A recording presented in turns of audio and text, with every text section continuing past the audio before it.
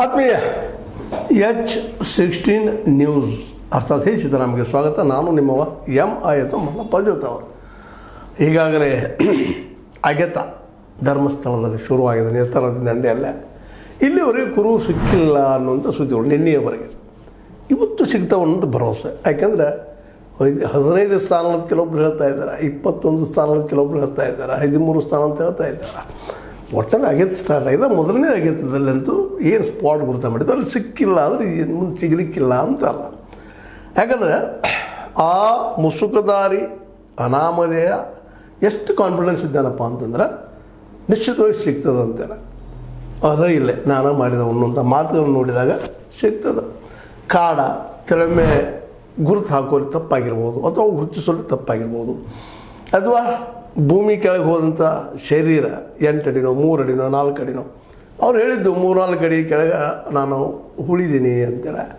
ಜೊತೆಗೆ ಒಂದಷ್ಟು ಹೆಸರುಗಳು ಹೇಳಿದಾರು ಇದರ ಜೊತೆಗೆ. ಹೀಗಾಗಿ ಇದು ಅಷ್ಟು ಸುಲಭವಾಗಿ ಮುಗಿಯುವಂಥದ್ದಲ್ಲ.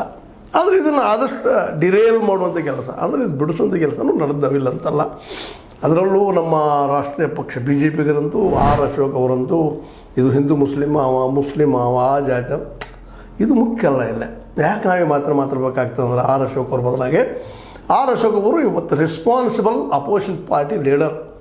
ಅವರಿಗೆಲ್ಲ ಹುಚ್ಚುತ್ತಾರಲ್ಲ. ಇಲ್ಲಿ ಅನ್ಯಾಯ ನಡೆದ, ಯಾರಿಂದ ಅನ್ಯಾಯ ನಡೆದ ಅದು ಯಾರು ಅವ್ರು ಮುಖ್ಯ ಅಲ್ಲ. ಇಲ್ಲಿ ಅನ್ಯಾಯ ನಡೆದಾಗ ಅನ್ಯಾಯಕ್ಕೋರು ಯಾವುದೇ ಜಾತಿ ಇರಲಿ, ಯಾವುದೇ ಧರ್ಮ ಇರಲಿ, ಯಾವುದೆಲ್ಲಿ ಅವನಿಗೆ ಅದು ಅನ್ಯಾಯನ ಅವನು ನಿಸ್ತನ ಅದನ್ನು ಹುಡುಕಿ ತೆಗಿ ಮುಂದೆ ಇಂಥ ಮಾತುಗಳನ್ನು ಮಾತಾಡೋದು. ಕೇರಳದ ಕೈವಾಡದ, ಪ್ರಗತಿಯಲ್ಲಿ ಕೈವಾಡದ, ಇನ್ನೊಬ್ಬ ಯಾರು ಕೈವಾಡಿಲ್ರಿ. ಇಲ್ಲಿ ಯಾರೂ ಧರ್ಮಸ್ಥಳದ ಹೆಸರನ್ನು ಕೆಡಿಸ್ಬೇಕಪ್ಪ, ಅದರ ಹೆಸರನ್ನು ಕೆಡಿಸಿದ್ರೆ ಹಿಂದುತ್ವಕ್ಕೆ ಪೆಟ್ಟು ಬೀಳೋದು ಯಾರೂ ತಿಳ್ಕೊಂಡಿಲ್ಲ. ಮತ್ತು ಮಾಡಿದಂಥ ವ್ಯಕ್ತಿ ಏನದ ಇವರೇನು ಆರೋಪ ಮಾಡ್ತಾಯಿದ್ದಾರೆ, ಆ ವ್ಯಕ್ತಿ ಇದು ಮಾಡಬಾರ್ದಾಗಿತ್ತು ಅನ್ನೋದು ಅಷ್ಟೇ ಸತ್ಯದ. ತಪ್ಪು ಮಾಡಿದವ್ರು ಯಾರೂ ಇರಲಿ. ಇವತ್ತು ಈ ದೇಶದ ರಾಷ್ಟ್ರಪತಿ ಇರಲಿ, ಪ್ರಧಾನಿ ಇರಲಿ, ನಾವಿರಲಿ, ನೀವಿರಲಿ, ತಪ್ಪು ಅದು. ಆ ತಪ್ಪಿಗೆ ಶಿಕ್ಷೆ, ಅದಕ್ಕೆ ಕಾನೂನು ದೊಡ್ಡದು ಅಂತೇಳಿ, ಅದಕ್ಕೆ ನ್ಯಾಯಾಂಗ ದೊಡ್ಡದು ಅಂತೇಳಿ, ಆ ನ್ಯಾಯಾಂಗವನ್ನು ಒಳಗೊಂಡಂತಹ ಸಂವಿಧಾನ ದೊಡ್ಡದು ಅಂತ ಹೇಳುವಂಥದ್ದು. ಆರ್ ಅಶೋಕ್ರಂಥ ರೆಸ್ಪಾನ್ಸಿಬಲ್ ಪರ್ಸನ್ಸ್ ಈ ರೀತಿ ಮಾತಾಡೋದ್ರಿಂದಾಗಿ ಸರ್ ಇನ್ನೂ ಅನ್ನಿಸ್ತದೆ ಪ್ರಾಮಾಣಿಕರಿಗೆ, ಅಲ್ಲಪ್ಪ ಇವರು ಯಾರು ಪರ ಇದ್ದಾರೆ ಏನಿದು ಅಂತ. ನ್ಯಾಯದ ಪರವಾಗಿರ್ಬೇಕಂತ ಆರ್ ಅಶೋಕ್ ಆಗಿರ್ಬೋದು, ಅಥವಾ BJPಗರಾಗಿರ್ಬೋದು, ಇನ್ನುಳಿದವರಾಗಿರ್ಬೋದು. ಇವತ್ತು ಮೂರೂ ಪಾರ್ಟಿಗಳು ಹೆಚ್ಚಾಗಿ ಇಲ್ಲಿ ಗಮನಿಸ್ಬೇಕಾಗಿದ್ದೇನಪ್ಪ ಅಂದ್ರೆ, ಯಾವುದೇ ಪಕ್ಷ ಇವತ್ತು ಇಲ್ಲಿ ಅಗೆತ ಮಾಡಬೇಕು, ಮತ್ತೇನೋ ಮಾಡಬೇಕು, ಇಲ್ಲೇ ಈ ಒಂದು ಅನ್ಯಾಯಗಳಿದಾವ, ಹೆಣ್ಮಕ್ಳ ಕೊಲೆಗಳಾಗಿದ್ದಾವ ಅನ್ನೋದರ ಪರವಾಗಿ ಆ ಪಕ್ಷನೂ ಇಲ್ಲೇ ಒಂದು ನಿರ್ಣಾಯಕವಾದ ನಿರ್ಣಯ ತೆಗೆದುಕೊಂಡಿಲ್ಲ. ಅದು ಈ ಸಲ ಏನಾಗ್ಯದಪ್ಪ ಅಂದ್ರೆ, ಇಡೀ ದೇಶದ ಜನ, ಇಡೀ ರಾಜ್ಯದ ಜನ, ಇಡೀ ಅಂತಾರಾಷ್ಟ್ರೀಯ ಜನ, ಇಡೀ ಮೀಡಿಯಾ ಬೆನ್ನತ್ತದ, ಕೈ ತೊಗೊಂಡು ಬೆನ್ನತ್ತದ. ನಡಿಯಪ್ಪ ಆಗಿನ ಐದನೇ ಈಗ 2 ದಿವಸ ತೊಗೊಂಡ್ರು. ನಿಮಗೆ ಗೊತ್ತದ ಜುಲೈ 3ಕ್ಕೆ ಬಂದಂಥ ಅನಾಮಧೇಯ ಇವತ್ತಿನವರೆಗೆ ಇವತ್ತು ಎಷ್ಟು ತಾರೀಕು 30 ಇಷ್ಟು ದಿನಗಳು ಜಕ್ಕೊಂಡು ಬಂದರು. ಈಗ ನೀವು ನಿನ್ನೆದಷ್ಟೇ ಶುರು ಮಾಡಿದ್ದಾರೆ. ಪ್ರಕಾಶ್ ಜಹಾರಿ ಗುದ್ದಲಿ ಅಥವಾ ಮತ್ತೇನೋ ಈ JCB ಇವೆಲ್ಲ ಹಚ್ಕೊಂಡು ಮಾಡ್ತಾಯಿದ್ದಾರೆ ಪ್ರಯತ್ನ. ಸಂತೋಷ ಪಡುವಂಥದ್ದು ಏನಪ್ಪ ಅಂದ್ರೆ SIT ಅವರು ಮಾಡ್ತಾಯಿದ್ದಾರೆ, ಪ್ರಾಮಾಣಿಕ ಮಾಡ್ತಾಯಿದ್ದಾರೆ. ಅವರು ಅವರಿಗೆ ಯಶಸ್ಸು ಸಿಗಲಿ, ಅಥವಾ ಆ ಒಬ್ಬ ಏನು ಮುಸುಕುದಾರಿ ಇದ್ದಾರಲ್ಲ ಅವನಿಗೂ ಯಶಸ್ಸು ಸಿಗಲಿ, ಅಥವಾ ಅವನು ಪ್ರಾಮಾಣಿಕವಾಗಿ ಹೇಳಿದರೆ ನಿಶ್ಚಿತ ಇರ್ತಾವೆ. ಏನೋ ಒಂದು ಸ್ವಲ್ಪ ಸ್ಥಾನಾಂತರ ಆಗಿರ್ಬೋದು, ಹೋಗೋದ ಮೇಲೆ ಸರಿತದ ಭೂಮಿ ಗೋಲಾಕಾರ ಇರೋದರಿಂದ, ತಿರುಗೋದ್ರಿಂದ, ತಲೆಮೈ ಸುತ್ತ ತಿರುಗೋದ್ರಿಂದ ಚೇಂಜಸ್ ಆಗ್ತಾ ಇರ್ತಾವೆ. ಅದ್ರ ಜೊತೆಗೆ ಅಲ್ಲಿ ಸುತ್ತಮುತ್ತ ಕಾಡು ಇರೋದ್ರಿಂದಾಗಿ, ಅದು ಏನಪ್ಪ ಮೀಸಲು ಕಾಡು ಇರೋದ್ರಿಂದಾಗಿ ಆ ಕಾಡಿನಲ್ಲೇ ಗಿಡಗಳ ತಮ್ಮ ಬೇರೆಗಳೆಲ್ಲ ಕಡೆ ಬಿಟ್ಟಿರ್ತಾವೆ. ಅದು ಸುಲಭ ಅಲ್ಲವ ಅಗತ್ಯ ತೆಗೆಯುವಂಥದ್ದು. ಮತ್ತು ರಾತ್ರಿ ಏಳದಲ್ಲೇ ಅಥವಾ ಇನ್ನೊಂದು ಯಾವುದೋ ಒಂದು ಏರಿಯಾದಲ್ಲೇ ಅಥವಾ ಯಾವುದೇ ಒಂದು ಸಮಯದಲ್ಲೇ ಆ ಹೆಣಗಳನ್ನು ಹುಗಿದ್ರಿಂದಾಗಿ ಅದು ಇಲ್ಲೇ ಇರಬಹುದು ಅಂತ ನಾವು ಗೆಸ್ಟ್ ಮಾಡ್ಬೋದು. ಇದಪ್ಪ ಅಂತ ಹೇಳಿಕ್ಕೆ ಕೆಲವೊಮ್ಮೆ ಸಾಧ್ಯ ಆಗೋದಿಲ್ಲ. ಈಗಾಗಲೇ 8 ವರ್ಷ ಬಿಟ್ಟಿದ್ದಾರೆ, ಗ್ಯಾಪ್ ಆಗ್ಯದ. ಹೀಗಾಗಿ ಇಂದು ನಾಡಿದ್ದು ಸಿಗುವಂಥ ಸಾಧ್ಯತೆ ಎಲ್ಲ ಇದ್ದಾವೆ. ಯಾಕಂತಂದ್ರೆ ಅವೆಲ್ಲ ಸ್ಪಾಟ್ಗಳನ್ನು ತೆಗೆದ ಮೇಲೆ ನಾವು ಒಂದು ನಿರ್ಣಯಕ್ಕೆ ಬರಬೇಕು. ಅಲ್ಲಿವರೆಗೆ ಕೆಲವೊಂದಿಷ್ಟು ಈಗಾಗಲೇ ಅಪಸ್ವರಗಳು ಸ್ಟಾರ್ಟ್ ಆಗಿದೆ ಅಂತ ಕೇಳಿ ಬರ್ತಾಯಿದೆ. ಇಲ್ಲ ಸುಮ್ಮನೆ ಹೇಳ್ತಾ ಇದ್ದಾನೆ ಅವನು, ಯಾವುದೇ ಧರ್ಮದವಿದ್ದಾನೆ, ಬೇರೆ ಧರ್ಮವಿದ್ದಾನೆ, ಬೇರೆ ಜಾತಿ ಇದ್ದಾನೆ, ಯಾರು ಎಸ್ಟಿನ ಮಾತಾಡ್ತಾರೆ. ಇದೆಲ್ಲ ಯಾಕೆ ಈ ಸಂದರ್ಭದಲ್ಲೇ ಅವನು ನ್ಯಾಯಕ್ಕಾಗಿ ಪಾಪ ತನ್ನ ಜೀವವನ್ನು ಒತ್ತೆಟ್ಟು ಬಂದಿದ್ದಾನೆ. ಒಂದಿನ ಸುಳ್ಳಾದ್ರೆ ತಾನು ಶಿಕ್ಷೆ ಅನುಭವಿಸೋದಕ್ಕೆ ರೆಡಿ ಇದ್ದೀನಿ ಅನ್ನೋ ಒಂದು ಮನಸ್ಥಿತಿ ಬಂದಿದ್ದಾನೆ. ಆ ನೋವನ್ನು ನಾವು ನೆನ್ಪಿಡ್ಬೇಕಾಗ್ತದೆ. ಅಲ್ಲಿ ನಾವು ಸಾಹಸ ಮಾಡಿದ್ದಾನೆ. ಆ ಸಾಹಸಕ್ಕೆ ನಾವೆಲ್ಲರೂ ಅವ್ರು ಬೆನ್ನು ಚಪ್ಪರಿಸಲೇಬೇಕಾಗಿದೆ. ನಾವಿಲ್ಲೇ ಧರ್ಮಸ್ಥಳದ ಯಾರೂ ಇರಲಿ, ಅಲ್ಲಿದ್ದಂಥವ್ರು ಯಾರೂ ಇವತ್ತಿಗೆ ಇನ್ನೊಂದು ಮಾತು ನಾವು ಇಲ್ಲಿ ಗಮನಿಸ್ಬೇಕಾಗಿದ್ದು ಭಾಳ ಏನಂತಂದ್ರೆ, ನಮ್ಮ ತೆಮರೋಡಿ ಅವರಾಗಿರ್ಬೋದು, ಮಹೇಶ್ ತೆಮರೋಡಿ ಅವರು, ನಮ್ಮ ಏನಪ್ಪ ಅಂದ್ರೆ ರವಿ ಪ್ರಸನ್ನ ಅವರಾಗಿರ್ಬೋದು, ಜೊತೆಗೆ ನಮ್ಮ ಮಟ್ಟೆನವರು ಇವರು ಹಿಂದುತ್ವವಾದಿಗಳು. ಇದು ತಿಳಿಯಲಿಲ್ಲ ನಮಗೆಲ್ಲ. ಯಾಕಂದರೆ ಇವರು ಹಿಂದೂ ಧರ್ಮ ಹೆಸರು ಕೆಡಿಸೋದಕ್ಕಾಗಿ ಮುಂದಾಗಿದ್ದಾರೆ ಅಂತ ಅನ್ನುವಂಥದ್ದು ಮೂರ್ಖತನದ ಪರಮಾವಧಿ ಅಂತ. ಅವ್ರಿಗೆ ಆ ಮಗುವಿಗೆ ಅನ್ಯಾಯ ಆಗಿದೆ, ಅವ್ರು ಯಾರ್ದಾರ ಅದರಿಂದ ತೆಗಿಬೇಕು ಅಷ್ಟೇ ಉದ್ದೇಶದ ವಿನಃ ಮತ್ತು ಅವರ ನ್ಯಾಯಪರತೆಯನ್ನು ನಾವು ಇಲ್ಲಿ ಮೆಚ್ಚೋಬೇಕಾಗ್ತದೆ. ಎಷ್ಟು ನಿಷ್ಠುರ ಇದೆ. ಜಗದೀಶ್ ಅವ್ರು ಮಾತಾಡ್ತಾ ಇದ್ದಾರೆ ವಕೀಲರು, ಇನ್ನೊಬ್ಬರು ಸುಪ್ರೀಂ ಕೋರ್ಟ್ ನಮ್ಮ ಜಡ್ಜಸ್ ಮಾತಾಡ್ತಾ ಇದ್ದಾರೆ. ಇವರು ಕೇಳೋದ್ರಲ್ಲೇ ಕೇವಲ ನ್ಯಾಯದ ವಿನಃ ಧರ್ಮ, ಜಾತಿ, ಕುಲ ಇವ್ಯಾವೂ ಇಲ್ಲ. ಇದನ್ನ ತರಲೂಬಾರ್ದು, ಇದನ್ನು ಹಿಂದೂ ಮುಸ್ಲಿಂ ಮಾಡಲೂಬಾರ್ದು. ಅಂದರೆ ಮುಸಲ್ಮಾನರು ಇರ್ಬೋದು, ಯಾರು ಬರೋರು ಯಾರು ಅಂತೇಳಿ ಅವ್ರು ಗೊತ್ತಿಲ್ಲ ಪಾಪ, ಅವ್ರು ಗೊತ್ತಾಗಲೂಬಾರ್ದು ಸಿಗೋವರೆಗೆ. ಯಾಕೆ ಅವ್ರು ಸೆಕ್ಯೂರಿಟಿ ಮುಖ್ಯದಿಲ್ಲ. ಯಾಕಂದರೆ ಇದು ಹಿಂದಿದ್ದಂಥ ವ್ಯಕ್ತಿ ಸಾಮಾನ್ಯರಲ್ಲಿ ಇವರು ಅನ್ಯಾಯಕೋರರಲ್ಲೇ ಅನ್ಯಾಯಕೋರರು. ಲಫಂಗರು ಅಂತಂದ್ರೆ ಒಡ್ಡಿ ಇಲ್ಲ, ನೀಚರು ಅಂದ್ರೂ ಒಡ್ಡಿ ಇಲ್ಲ, ಯಾವ ಶಬ್ದ ಇಲ್ಲ ಅಲ್ಲಿ, ಶಬ್ದ ಬಳಸೋದಕ್ಕಿಲ್ಲ. ಈ ಘಟನೆಗಳ ಈಗೇನು ಹುಡುಕ್ತಾ ಇದ್ವಿ ನಮ್ಮ ಶೌಚಾಲಯ ಮೇಲೆ ಆಗಿದೆ, ನಾವು ಇವರಂತ ಹೇಳ್ತಾ ಇಲ್ಲ, ಯಾರೋ ಆಗಿರ್ಬೋದು. ಇದು ಜಗನ್ಯ ಅಪರಾಧ. ಒಬ್ಬ ವ್ಯಕ್ತಿ ಮೇಲೆ ಆದರೆ ಏನು ಬೇಕಾದವಂಥದ್ದು. ಇವು ನೂರಾರು ಹೆಣಗಳು, ಅವ್ರು ಸಾವಿರಾರು ಅಂತಾರೆ ಅನ್ನಿ.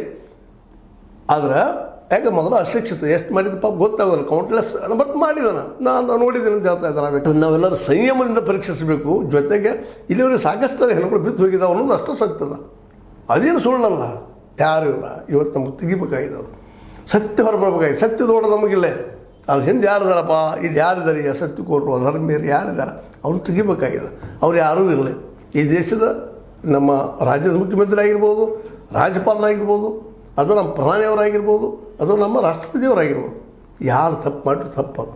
ಇಲ್ಲ ಅವ್ರು ಧರ್ಮಿಷ್ಠರು ಇರಲಿ, ಧರ್ಮಿಷ್ಠರು ಈ ಕೆಲಸ ಯಾಕೆ ಮಾಡಿದ್ರು ಅಂತ ಇವತ್ತು ಪ್ರಶ್ನೆ ಮಾಡಬೇಕಾಗ್ತದೆ. ಅವ್ರು ಮಾಡಿಲ್ಲ ಅಂದರೆ ಸುಮ್ಮನೆ ಇದ್ದು ಬಿಡ್ರಿ. ಈಗ ಯಾರು ಆರೋಪ ಮಾಡ್ತಾಯಿದ್ದಾರೆ ಅವ್ರಿಗೆ, ಇವರಂದ್ರೆ ಅವ್ರೇನೋ 4-5 ಮಂದಿ ಅಂತಿರ್ಬೋದು, ಒಂದು ಗುಂಪು ಅಂತಿರ್ಬೋದು, ಅವ್ರು ಎನಿಸೋದು. ಅದಕ್ಕಾಗಿ ಈ ಘಟನೆ ಈಗ ಆಗತ್ತಂತ ಸ್ಟಾರ್ಟ್ ಆಗ್ಯದ. ಇನ್ನೂ ಯಶಸ್ಸು ಸಿಕ್ಕಿಲ್ಲ ನಮ್ಮ ಮುಸುಕುದಾರಿಗೆ. ಸಿಗಬೇಕು ಅವರಿಗೆ ಪಾಪ ಪ್ರಾಮಾಣಿಕ ಅಂತ ಅನಿಸ್ತದೆ. ಇಲ್ಲ ಅಷ್ಟು ಧೈರ್ಯದಿಂದ ಮುಂದೆ ಯಾರೂ ಬರಲಿಕ್ಕೆ ಸಾಧ್ಯನೇ ಇಲ್ಲ. ಅಷ್ಟು ಕಾನ್ಫಿಡೆಂಟ್ ಆಗಿದ್ದಾರೆ ಅವರು. ಅದಾರಪ್ಪ ನಾವು ಮಾಡಿದ್ವಿ, ಹೋಗಿದ್ವಿ, ಇಲ್ಲೆಲ್ಲೂ ಅದ. ಮತ್ತು ಅದರಲ್ಲೂ ಭೂಮಿಲಿ ಸರಿತಾ ಇರ್ತದೆ. ಅನೇಕ ಸಲ ನಾವು ಚಿಕ್ಕವರಿದ್ದಾಗ ಇವತ್ತು ಸತಿ ಕೇಳ್ತಾ ಇದ್ವಿ. ಕೆಲವೊಮ್ಮೆ ಹಿಂದೆ ಏನು ಮಾಡ್ತಿದ್ರಪ್ಪ ಅಂದರೆ ಗಳಿಸಿದ ದುಡ್ಡಾಗಲಿ, ಬಂಗಾರ ಆಗಲಿ ಎಲ್ಲದರೂ ಹೋಗೋದಿರ್ತಾ ಇದ್ರು. ಹೋಗೋದು ಮ್ಯಾಲೊಂದು ಗಿಡನೋ ಮತ್ತೇನೋ ಸಣ್ಣದು ಏನೋ ಗುರುತಾಡ್ತಿದ್ರು. ಅದು ಹಳ್ಳಿದಾಗ ಅಲ್ಲಿ ಇರ್ತಿರಲಿಲ್ಲ, ಬದಿಗೆ ಸರಿತಾ ಇತ್ತು ಭೂಮಿ. ತಿರುಗೋದ್ರಿಂದಾಗಿ ಭೂಮಿ ಗೋಲಾಕಾರವಾಗಿ ತಿರುಗೋದು, ತನ್ನ ಮೈ ಸುತ್ತ ತಿರುಗೋದ್ರಿಂದಾಗಿ ಸತತವಾಗಿರ್ತಾವೆ. ಅದು ಅಲ್ಲೇ ಇಲ್ಲಿ ಇರ್ತಾವೆ, ನಿಶ್ಚಯ ಸಿಗ್ತಾವೆ. ನಾವು ವಿಶ್ವಾಸ ಇಡಬೇಕಾಗಿದೆ. ಯಾಕೆ ವಿಶ್ವಾಸ ಮುಖ್ಯ ಇಲ್ಲ. ಯಾಕಂದ್ರೆ ಅವ್ರು ಹೇಳ್ತಾ ಇರೋ ಕಾನ್ಫಿಡೆನ್ಸು ಅದೇ ಕಾಲಕ್ಕೆ ಅನ್ಯಾಯ ಆಗಿದ್ದು ಸುಳ್ಳಲ್ಲ.